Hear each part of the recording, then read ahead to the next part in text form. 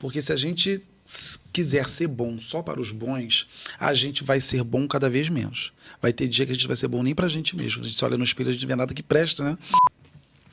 Eu queria que vocês me pagassem essas aulas. Como? Eu falei assim, ajuda alguém, abençoa a vida de alguém com o que você tá, com o que você tá recebendo. Né? Se você conseguiu entender e conhece alguém que não esteja conseguindo, compartilha com a pessoa, divide com ela. E assim, você reconhecer o outro. Esse dia eu estava falando sobre isso, né? O que é esse empreendedorismo social e tal? É você se reconhecer no outro e agir a partir disso. Sim. E aí é uma doação de... É uma doação, ponto final. Porque, assim, também não é fácil nem ajudar, tá? Não é fácil ajudar. Porque, assim, quando a gente ajuda, a gente idealiza quem recebe ajuda, né? Ano passado, esse ano eu reduzi um pouquinho porque o doutorado está me consumindo demais. Mas no ano passado, eu dava aula num pré-vestibular social no Morro da Baiana, dentro do Complexo do Alemão, na Mangueira, no Museu do Samba e na Portela. E às vezes você chega para dar aula, o aluno que está sendo ali atendido está querendo falar mal do outro professor para você. Então, não é aquele anjo idealizado que você está ajudando, você está ajudando seres humanos reais. Né? Que erram, pecam. Eu estava dentro do Complexo do Alemão e essa situação me marcou muito. No Complexo do Alemão não é um pré-vestibular social como os outros, que você tem um momento de entrada. Lá, os alunos vão entrando o tempo todo. A hora que você chega, você entra, pega uma cadeira e vai estudando. Então, volta e meia, eu dou uma aula de revisão e dou um trabalho e faço grupinhos em que eu coloco os antigos junto com os novos para que eles se ajudem a se atualizar e depois eu avanço com a matéria. Aí, numa dessas, que eu juntei o grupinho, o aluno sentou lá emburrado.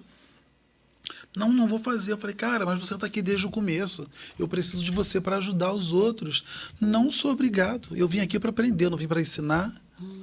E aí você olha assim, eu falei assim, seja, meu Deus. Você dando, né, o que você recebeu.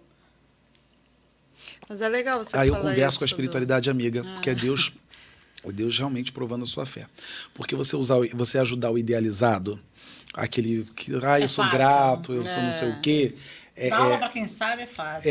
Agora você vê uma pessoa como essa, que assim, está sendo assistida. Assim, e ela tá. E a mesma coisa, você, né, nas igrejas evangélicas, nos lares espíritas, o católico, onde as pessoas vão lá distribuir quentinha, muitas vezes o cara que recebe a cantinha, ele abre e diz, não gosto disso, e vira a cantinha. Mas é a sua parte. É o que você está. Né, é o desafio, porque se a gente quiser ser bom só para os bons, a gente vai ser bom cada vez menos. Vai ter dia que a gente vai ser bom nem pra gente mesmo. A gente se olha no espelho e a gente não vê nada que presta, né? Então a gente tem que ser bom, ou tentar ser bom, porque eu não sei nem o que é ser bom de fato. Não é ser bom só no raso, tem que ser bom no fundo. Mas não é fácil. Tá? Eu também acho. Não é fácil, não. Porque eu digo assim, seres idealizados, né? Você chega lá encantado. Por exemplo, tem cada história linda de umas alunas que passaram três alunas que passaram para administração na UFRJ e estavam preocupadas. Aí, enfim, foi lá no pré-vestibular social, num desses que eu trabalho, para ver o resultado, porque elas não tinham um computador em casa, celular sem internet. Aí elas viram que elas foram aprovadas, estudaram com a gente e passaram para administração. Não é qualquer carreira, ADM super concorrido no fundão. Legal.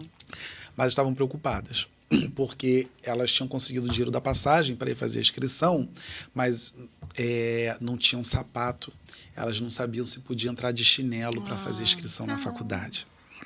Então, é uma realidade que às vezes eu gosto de contar quando eu dou aula na Barra da Tijuca, quando eu dou aula na Lagoa, né, quando eu dou aula, né, pela Zona Sul e tal, porque é uma realidade que a gente nem imagina. Nem imagina. E né? quando você conta, qual é a reação deles? Eles fazem, uau, né? A maioria se toca, se sensibiliza, né? Mas não é realidade, ela não tá vivendo aquilo dia a dia, né? Mas Tá vendo? talvez é o início, é uma porta se abrindo para ele ver que como é, né? Como eles vivem, como é a dificuldade. Sim. E eu vou dizer para vocês, com o advento da violência, com o advento dos pais trabalhando cada vez mais, com a falta de espaço para morar, as pessoas aglomeradas nos grandes centros urbanos, a gente tem um grupo de jovens, de adolescentes, tal, que eles estão crescendo sem conhecer o mundo real. Esses dias eu falei o nome de eu usei uma palavra que era muito comum, eu não sei qual era, relacionada a uma brincadeira de subir em árvore, de alguma coisa. Eles não sabiam do que se tratava. Nunca ouvi falar. Falei, vocês nunca brincaram disso e tal? Não, no meu condomínio. Quer dizer, uma pessoa que... Brinca no condomínio. E até, eu estava conversando isso na sala dos professores esses dias. Falta de experiência. Muito aluno chega na sala de aula e ele quer falar de igual para igual com o professor, como se a gente fosse um coleguinha dele. Ele quer usar a mesma... Às vezes nem por maldade. Às vezes ele gosta... Aqui pode falar palavrão, não, né? Claro, pode. Às vezes você dá uma explicação, dá um bizu, o aluno, caralho, professor, não sei o que lá. Eu falei, cara, não pode elogiar sem xingar, cara, não sei o que lá. Mas por que assim, ele tá tão restrito que ele, com o círculo social dele, que ele não tem nem como praticar hierarquia social.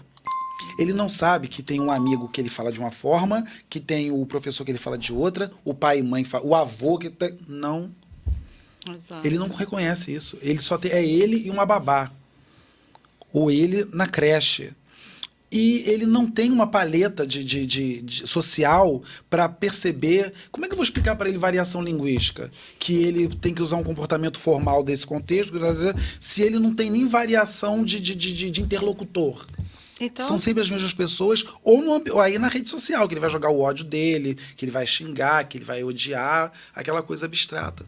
Então, a gente tem jovens aí, e muitos assim, adoecidos psicologicamente, com depressão, com não sei o quê, porque não tem uma variedade saudável de interlocutores. Porque um aparece e aponta um defeito seu, o outro aparece e aponta uma qualidade sua. Aí depois você vê um defeito no outro que você mesmo reconhece em você. Nossa, eu não quero ser como ele. Quando você tem esse círculo restrito, a gente está perdendo essa troca. E aí essa bomba estoura onde? Dentro da sala de aula. Né? É cada vez mais difícil. A escola despreparadíssima para lidar, muitas vezes. Assim, escolas caras? Escolas caras, mas assim, é um fenômeno que está na escola pública, que está na escola particular, está na barata e está na cara, porque é uma demanda. Hoje, se você faz uma faculdade de algo ligado à tecnologia, quando você se forma, dizem, você já está entre 2 e 4 anos atrasado, porque o que você aprendeu ali, aquilo já está lá na frente, né? Já mudou. Aí você imagina, você vem com um discurso que você aprendeu assim, como é que você ensina o aluno a fazer um exercício? Você ensina assado, você ensina assim. Como é que você dá aula de redação? Ou você tem que se reinventar o tempo todo. Entendi. Aí você tem um aluno que você não se preparou para lidar nem com ele, porque ele não existia quando você estava aprendendo. E aí, gostou desse corte? Que tal assistir o episódio inteiro? Continue conosco, assista outros episódios e acompanhe nossas redes. Papo de Subúrbio, espalha pra geral. Vem!